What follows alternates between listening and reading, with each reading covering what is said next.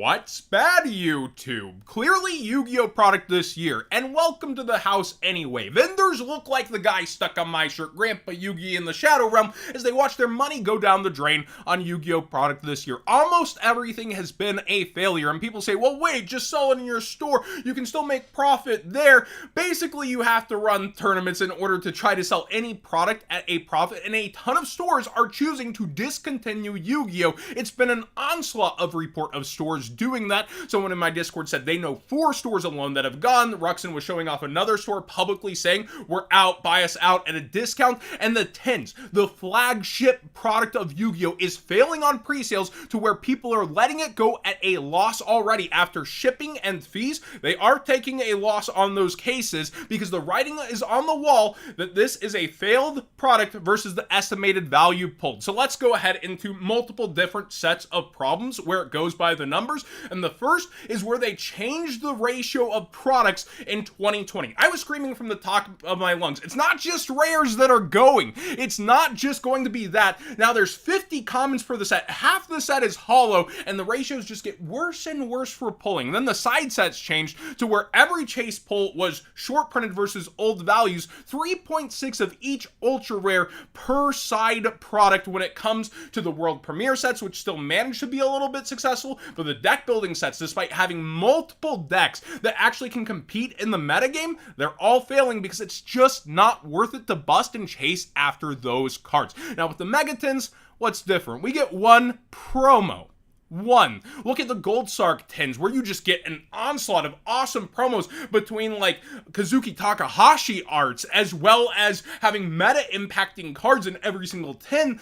This is a far cry from, oh, you remember Yugi, you remember Yusei, you remember the heroes? Here we go. Like, you get 1/4 century rare, and this is pre-sales. If you don't know TCG player pre-sales, it's locked to a few sellers who usually aren't interested in competition and try to hold prices higher to make super margins. Right now, they are trying to get it out of their hands with this. But let's go over the whole year and point out each product on where maybe it did a little bit of good or didn't. Now, again, I did do a Twitter thread on this asking if it's been the worst year, and the main answer was 2021. Again, the year after the changes where we have Lightning Underdrive, Blazing Dumpster Fire, Yawn of Majesty, and the only good sets is Ghost from the Past 1 overperforming, as well as Burst of Destiny towards the end. This year, we have a couple successful sets alongside us also happening to get, towards the end, Age of Overlord, which is anticipated to be very good, but we don't know the rarity spread, as well as the Rarity Collection, which does look amazing. It's an OCG product port most likely, but we still have to wait and see how overordered it is. And also, Europe's having to pay a little bit more for that.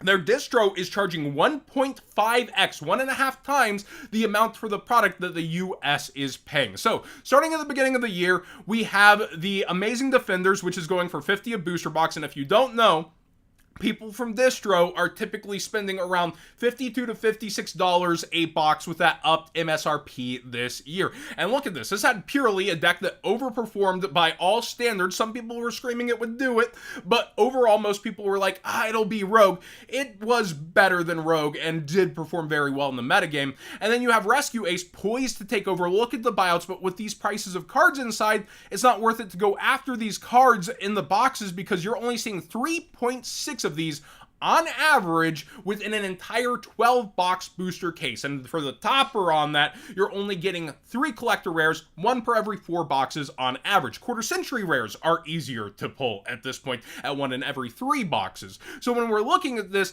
and the estimated value pulled, it doesn't make sense for people to end up going in, and really the value of like Purely and Hydran and stuff within the set have changed. And also people are starting to get shaky because of the Rarity Collection on Starlight rares, collector rares, ultimate rares from the past, even that we've covered on Market Watch, like Dark Law and Effect Veil are going down. So a really good set actually ended up hurting kind of the entire collector market, making it shakier, which I'm still a fan of. I'd rather products like that end up getting made as a whole and just have good product after good product. But yeah, the reason it fails, again, is the pull ratios. It's not worth it to go for barely above a playset in 12 boxes, where before a short print, if you look at like the Invoke set, you would get Makaba in every other box, and towards the end of shorts there, it'd be about this, like 3.6 per case. So now every single card, chase or not, on the top end is shorted.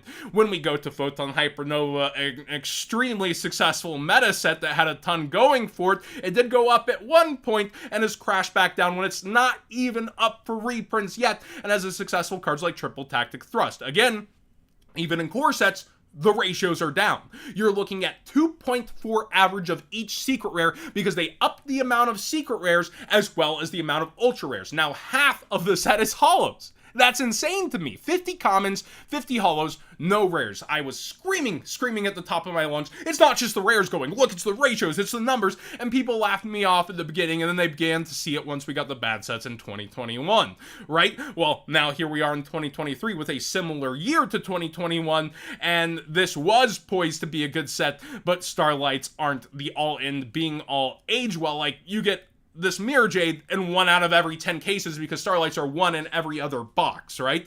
So when you're trying to hunt that down and it's a good one, well, the rest aren't as bangery, and you're more likely to see one of them than the Mirror Jade, the right? One out of 5. And then the chase cards, while you're hunting those, do not give back, and then the rest of the set really fell out because people have ban list fears. People are looking like, well, it's about time to get taken care of, even though it actually meshes with the Megatons, and it should be a booster versus usual. Maze of Memory is one of the only successful products, and that's a world premiere set. All the world premiere sets have performed early on.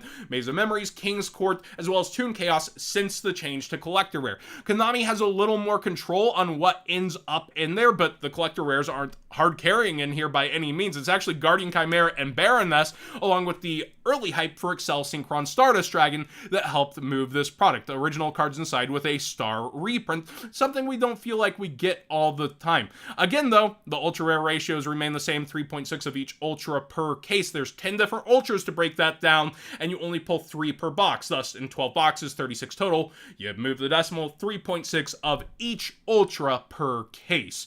Speed duels have actually been some of the best surprises. Like, this is a $30 MSRP, but this actually isn't a failing product. It's actually doing pretty good for itself, in my opinion. Overall, I think it's doing okay and had some pretty nice reprints. Legendary Collection 25th Anniversary Edition was doing well early, but I called out that them having reprint boxes of most of the packs inside, Dark Crisis is the only one not getting one, would end up taking away from the demand of this, and anyone holding too long would likely end up being holding for a long time. And now you see, it did have that spike. It was doing pretty good for itself, and then it ended up falling back down, and now it's even cheaper for the lowest listings because you have its own competition eating it, actual sealed booster boxes. Now, the ratios in the Legendary Collection did seem a lot better when I saw people pulling them, but there's still a lot of RNG there. When it comes to these booster boxes, Legend of Blue Eyes, we have a winner! But if you were ordering Legend of Blue Eyes, you probably ordered the other sets or had to some amount in order to get a good amount of this set that's the winner, and every other one is stinky. Yeah, Metal Raiders you would think would be doing okay. It's actually failing versus its MSRP, of course. Almost every set is when we're talking about, but versus what you actually have to pay for it versus shipping and fees, it is failing. And the cards inside, I feel like, are a bit bloated, too, for what they are. They had recent buyouts. Spell Ruler, absolutely tanking. If you, again, vendors are spending 52 to 56 a box usually. They're just trying to get rid of it. It almost feels like we're in the crypto space when we're in the collectible space, except we're looking over at Lorcana overperforming. It is its base release. People are overeating and saying this will be the next best thing since sliced bread. But when it comes down to stuff like this, it shows that people are willing to spend on collectibles if the hype is there.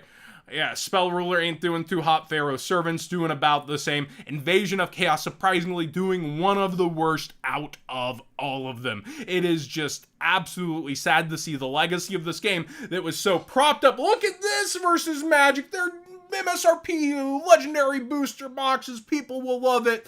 And yeah, people just aren't necessarily buying the heck out of it, are they?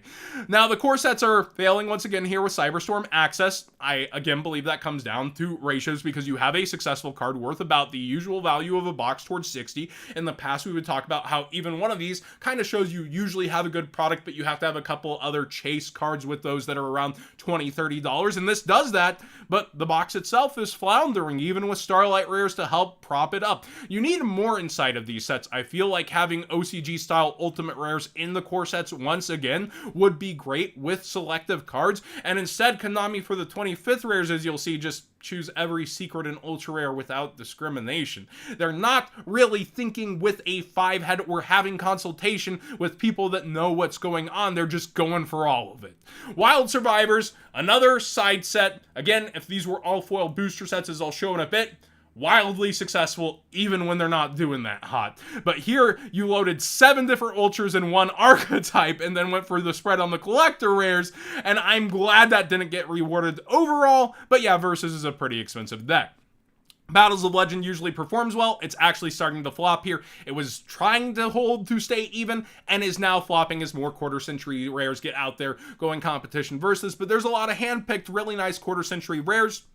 I feel like long-term, this likely will perform. Assault Synchron, the card that was original to the set, underperformed versus expectations, where people thought it would really be taking off, and it's mostly the reprints, alter arts, that kind of stuff that are doing hot. Another thing that Konami's really done to shoot itself in the foot with its product is reprinting Starlight Rares lazily. You could do like an alternate art Zeus for a quarter century rare, alter art Masquerade instead of the same as the one that's the top Starlight Rare. We're talking about the 10s. Exodia was just, Starlight Rare, they quarter century rare it. Stardust Dragon, Black Rose already have Starlight Rares, they quarter century rare without alter arting. There's so much they could have done to make things different, to make them stand out and not eat its own competition, to leave the Starlights way more special for what they are, rather than people being willing to settle for the lower end, or maybe wanting collectors to go towards both and appeal to them. Instead, they've just kind of completely let it go when it comes to the quarter century rare and been extremely lazy and sloppy. When it comes down to another core set, it is just the worst, actually. $43. We haven't seen this since Shadow Specters, which took forever to go down towards 38 and actually rebounded over time thanks to collectibles inside like Ultimate Rares. Will the quarter century rares do that? Every ultra and secret. I mean, they're going for the spread and planting a collectible that can only be pulled in boxes for this. People are hyping this up as the next great thing, and for a top-end Starlight or quarter century rare, it's floundering in my opinion. You're still looking at around 8.3 cases to pull each and every individual quarter century rare by the math, and of course you'll probably hit multiples instead of hitting just one of each most likely. But when it comes down to it, you can see this set is not performing. I believe the Odd Eyes Revolution Synchron is actually around 40, despite, if you just went here to not click, yeah, the lowest listing 40. It's market prices from like some OCG copies. And you do have a couple of mid-range cards, but it is a failing set. It shouldn't be failing this bad. Legendary Duelist. Here's where this one's messing up. The OCG ended the Legendary Duelist marketing, and the TCG kept it because it was successful and wanted to run it into the ground, kind of like the Battles of Legends sets, where everyone was successful even though they moved to Animation Chronicle in the OCG. So keeping the name Legendary instead of just Duelist pack by... Instead of 5 duelists, there's back to 3, and we added a ghost rare, like the OCG has. Look, a ghost rare. Even the ghosts from the past and quality control have been atrocious. When it comes to these sets, again, it's not true Legendary Duelist anymore. It's basically a duelist pack with this sprinkled on top, and they're trying to call it something else. The first one like this succeeded, Rage of Ra, because it had a Ghost or a God card, and that was highly anticipated. And then every single one since has failed terribly, even with $100 cards inside like Baroness, because the short print ratios are so bad. It's like, what, 2.4 Baroness per case or something crazy bad, where it's not worth opening 30 some odd dollar boxes to chase after a $100 card, and people would rather buy the card. Streets of Battle City has been successful early. I think it'll stay that way. It's a lot of nostalgia bait on really good card stock to where people even kind of turn a new leaf a little bit on that speed duel stamp that they say is oh so gross, because these just look good. It's really hilarious that this secret rare is outperforming a 25th anniversary rare, a custom-made rarity. It is right now outperforming locked pre-sales, let alone when the floodgates open. Isn't that really, really hilarious, actually. And finally, I wanted to go wrap back around. I've been talking a lot of ish about them having all foil side sets that weren't that good. The fan favorite here is Earth Machine, which took a while to get its following overall. Then you have Witchcrafters, which aged well, I think, thanks to not speed duels, duel links. And then Evil Eye almost tops some regionals, baby!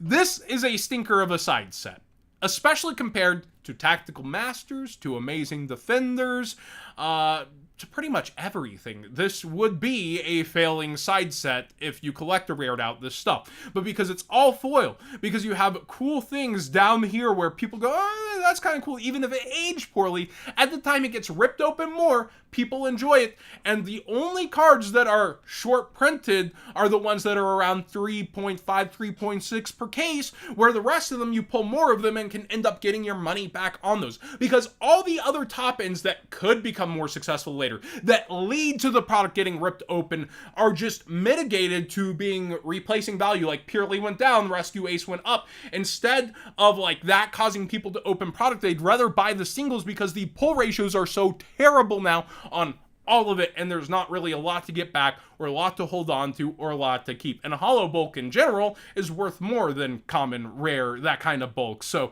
when we talk about side sets that didn't even perform all that well, we can see that that model leaving is exactly hurting Yu-Gi-Oh! It's things that never went down, could stay on shelves, and only appreciate usually, and instead we've been replaced with products that just can't get the job done.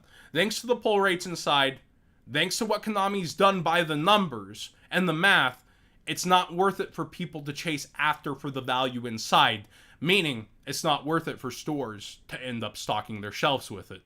Thanks for watching today's video. It's been a rough one. It's a tough pill to swallow. Konami needs to turn it around, and it's not only good products for how good the cards are that need to turn this around. They need to look at how they used to do promos. They need to look at how side sets used to perform and why they all outperform this terrible system they have now. And they need to look at what they lost along the way versus the years that were doing good for stores, that were making them want to order each and every product and take the hits of the losing products instead of this entire streak of just terrible losing products with very, very few wins in between.